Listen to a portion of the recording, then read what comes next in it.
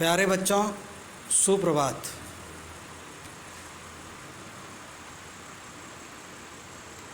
आज हम पैनक्रियास के बारे में पढ़ते हैं।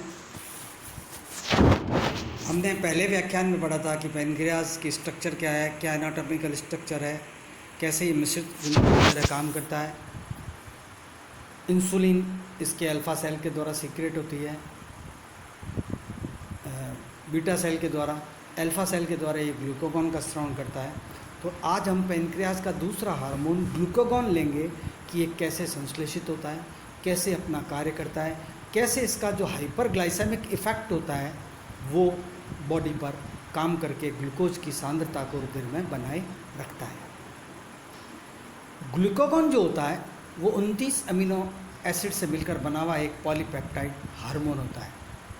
हाइपरग्लाइसेमिक एजेंट के रूप में इसे जाना जाता है, अर्थात अति ग्लूकोज रक्तता अल्फ़ा सेल्स के द्वारा पैनक्रियाज में उत्पन्न होता है। इसके जो मेजर टारगेट होते हैं, लक्ष्य होते हैं काम करने के, ये 3 प्रक्रियाओं को बढ़ाता है। नंबर 1 ग्लाइकोजिनोलाइसिस, दूसरा ग्लूकोनियोजेनेसिस और तीसरा रुधिर से यकृत से ग्लूकोज को रक्त में मुक्त करना। ग्लाइकोजिनोलाइसिस वह प्रक्रिया होती है जिसमें ग्लाइकोजन को ग्लूकोज में तोड़ा जाता है।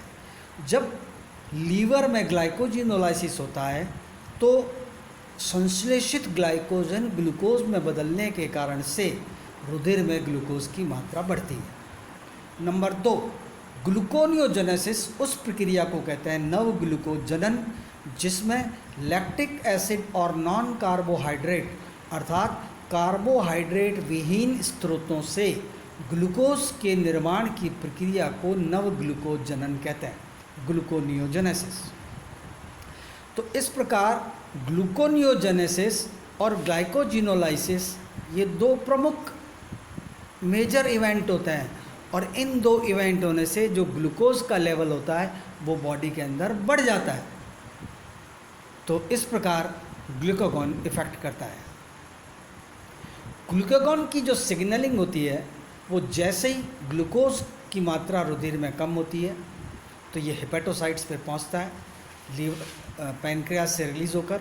हेपेटोसाइट्स में बाइल कैनाल क्यूली भी होती है, ये भी सिग्नलिंग में रोल प्ले करती है। और इसका जो इफ़ेक्ट होता है, एक्स्ट्रा सेलुलर स्पेस में ग्लूकागॉन रिसेप्टर पाए जाते हैं। ये जो रिसेप्टर होते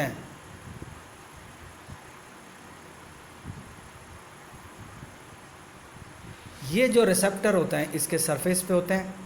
ये रिसेप्टर जैसे ही रिसीव करती है हेपेटोसाइट तो हेपेटोसाइट्स में तत्काल परिवर्तन होने की प्रक्रिया शुरू हो जाती है।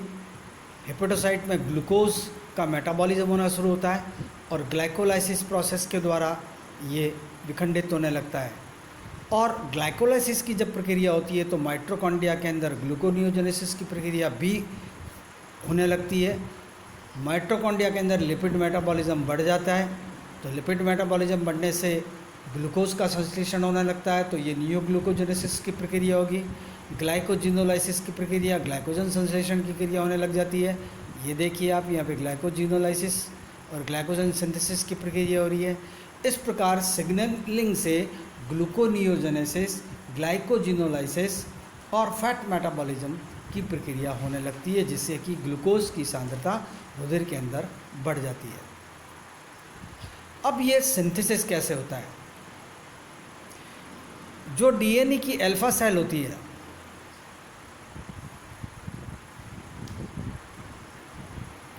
डीएनए की अल्फा सेल में स्थित एमआरएनए सबसे पहले प्री प्रो ग्लूकागॉन का निर्माण करता है। प्री प्रो ग्लूकागॉन से फिर जो एक कंपोनेंट बनता है उसको प्रो ग्लूकागॉन कहते हैं और अंत में प्रो ग्लूकागॉन अल्फा सेल में ग्लूकागॉन में कन्वर्ट हो जाता है। इस प्रकार इस सरलतम पाथ के द्वारा अल्फा सेल का डीएनए एमआरएनए के माध्यम से ग्लूकागॉन का संश्लेषण करता है, जो कि प्री प्रो ग्लूकागॉन और प्रो ग्लूकागॉन से होते हुए ग्लूकागॉन बनाते हैं।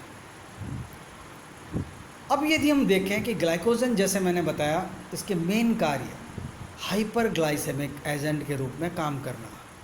हाइपरग्लाइसेमिक एजेंट का मतलब ग्लूकोज की मात्रा को बढ़ाना। पैनक्रियाज की अल्फा सेल से आ रहे हैं, ग्लाइकोजेनेसिस को बढ़ा रहे हैं, ग्लूकोनियोजेनेसिस को बढ़ा रहे हैं, और लीवर सेल के अंदर ग्लूकोज के रिलीज़ को इंक्रीज़ करते हैं। इन सब तीनों की प्रक्रिया से जो ग्लूकोज का लेवल होता है वो ब्लड के अंदर बढ़ जाता है। यदि हम ग्लूकोज एक्शन को सेल में देखें तो प्लाज्मा की सांद्रता जैसे ही कम होती है, तो प्लाज्मा की सांद्रता कम होते ही अल्फा सेल पैनक्रियाज का स्टिमुलेट होता है, ग्लूकेगॉन का लेवल बढ़ता है, ये लीवर में पहुंचता है, लीवर में पहुंचकर ग्लाइकोजिनोलाइसिस ग्लूकोनियोजेनेसिस को बढ़ा रहा है। साथ ही साथ हाइपोग्लाइसेमिक होने के कारण से कीटोन जो बॉडीज़ होती है उनको भी ये ब्रेन और पेरिफेरल टिश्यूज़ के अंदर उपयोग को बढ़ाता है। इन सब प्रोसेस के कारण से प्लाज्मा ग्लूकोज की सांद्रता बढ़ जाती है। जैसे ही प्लाज्मा ग्लूकोज की सांद्रता बढ़ती है, ये बढ़ी हुई प्लाज्मा ग्लूकोज की सांद्रता अल्फा सेल पे जाकर नेगेटिव फीडबैक करती है, तो अल्फा सेल के द्वारा ग्लूकोज का स्त्रवण, ग्लूकेगॉन का स्त्रवण कम हो जाता है। जब प्लाज्मा में ग्लूकोज की मात्रा कम होती है तो बीटा सेल पे भी नेगेटिव इफेक्ट पड़ता है, लेकिन और इंसुलिन का स्त्रवण भी संदमित होकर कम हो जाता है। जब ग्लूकेगॉन का स्त्रवण अधिक होता है तो इंसुलिन का स्त्रवण कम होता है, और इंसुलिन के कम स्त्रवण के कारण से मसल्स और एडिपोज टिश्यूज़ होते हैं उनमें लैक्टेट, पायरुवेट, एमिनो एसिड और फैटी एसिड रिलीज़ होने लगते हैं। इन सभी को ग्लूकेगॉन ग्लूकोज में कन्वर्ट कर देता है। इसी प्रोसेस को हम ग्लूकोनियोजेनेसिस कहते हैं। तो जब ग्लूकोज की सांद्रता अधिक होती है तो इंसुलिन की सांद्रता कम होगी।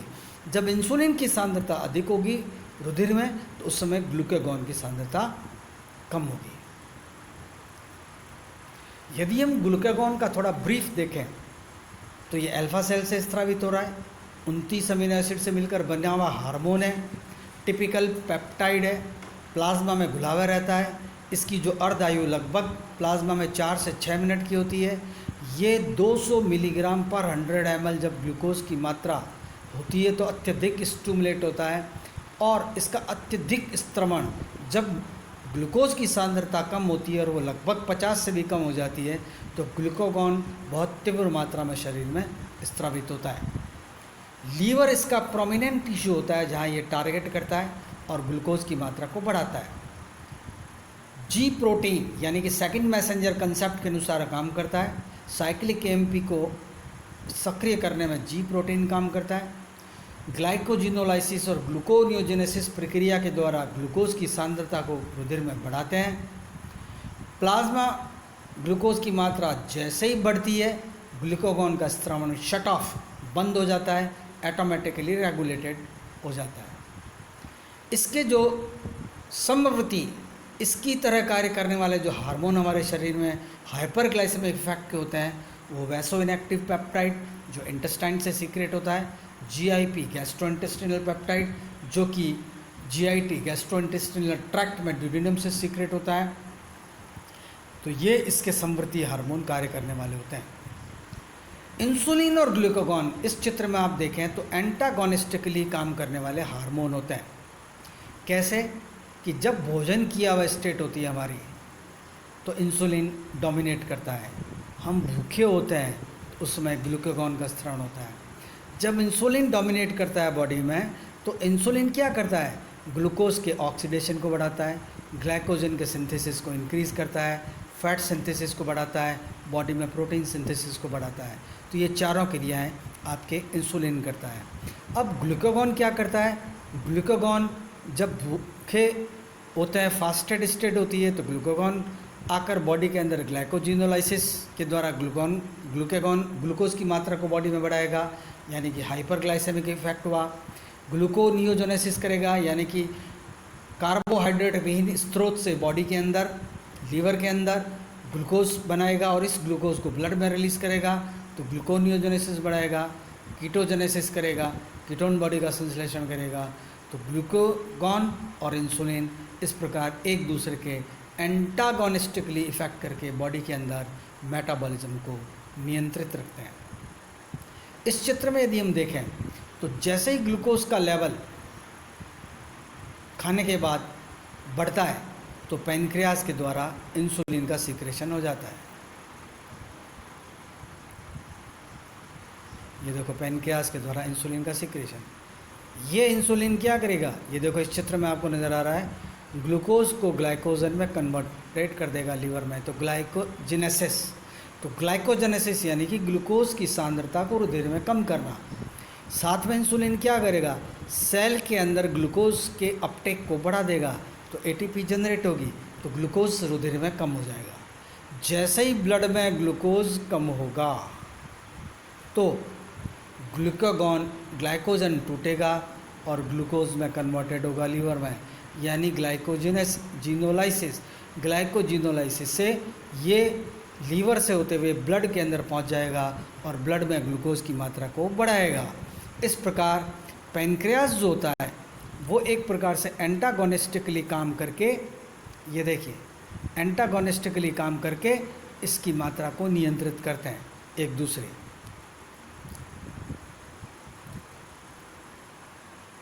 यदि हम इस रेखा चित्र के द्वारा फिर समझने की कोशिश करें कि ग्लूकोज ग्लाइकोजन और इंसुलिन से कैसे इफेक्ट होकर आपस में इंटर रिलेटेड है।